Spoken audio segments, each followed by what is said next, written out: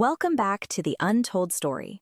We spend our entire lives trying to get better at being human, better decisions, better habits, better control over the version of ourselves that shows up at midnight, when the willpower is gone and the worst choices feel like the only ones available.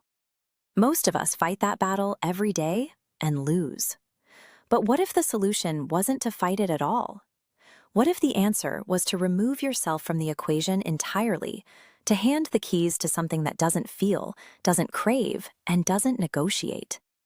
This is the story of a man who tried exactly that, and what he built will make you question everything you think you know about freedom. In 2013, an entrepreneur named Bryan Johnson sold his payment processing company Braintree to PayPal for $800 million. Overnight, he achieved the financial freedom that defines the modern American dream. But instead of tranquility, the vacuum triggered a decade of crushing depression. The accumulated stress of his startup years had finally broken his ability to cope. That trauma created a specific alter ego. He called it Evening Bryan. When the sun went down, this version of him would take over: stress eating, impulsive decisions, self-sabotage. Every night, his willpower would fracture. Every night, he chose what he knew he shouldn't. He realized the market wasn't the problem. His bank account wasn't the problem. His own mind had become the enemy, and he was losing. So Johnson made a choice that defies the basic concept of human agency. He permanently fired his own mind from participating in the management of his life. He no longer chooses his meals. He doesn't decide when to sleep or how to spend his time. Those decisions now belong entirely to a clinical algorithm. For Johnson, true freedom isn't the ability to do whatever you want. It is the complete surrender of human impulse to the clarity of data. Project Blueprint functions as a containment strategy, engineered specifically to protect a man from the chaos of his own humanity. The data is hard to dismiss.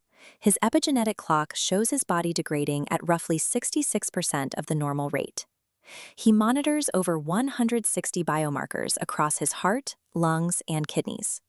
His organ function matches an 18-year-old, but maintaining those numbers requires a life of total submission. He consumes the same portioned, repetitive meals every day. He cannot grab a snack. He cannot adjust his schedule for a social event. The protocol is a closed-loop system designed by a person who no longer trusts himself to make a single decision. He has achieved cellular perfection, and it required him to become a subordinate to his own biological dashboard. The cost is $2 million a year, and yet, the deepest irony isn't the price. It's what the data proved.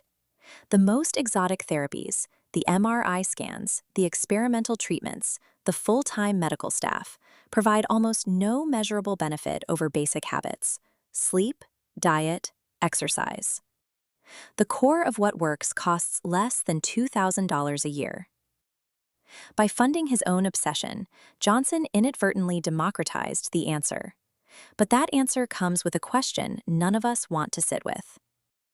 If the prerequisite for staying young is relinquishing the spontaneity, the chaos, and the joy of being a person, what exactly are we saving those extra years for? If the destination requires surrendering the journey, is it still worth going? Here's where we land on this. The data is real.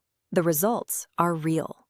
If your goal is to slow the biological clock, Bryan Johnson has probably found the most rigorous path to doing it. And yet, he built a life where every meal, every hour, every impulse is pre-decided, not by wisdom, not by experience, by an algorithm. And he calls that the highest form of freedom. I don't think that's freedom. I think that's a very sophisticated way of running from yourself. The question worth sitting with isn't whether his protocol works, it's this: if you optimized away every bad decision, every spontaneous choice, every moment of beautiful, inconvenient humanity, what exactly would be left? That conversation is worth having. Leave it in the comments. I want to know where you land on this. And if these are the questions that keep you up at night, the untold story is where we ask them. Subscribe, because the questions that matter don't go away just because we stop asking them.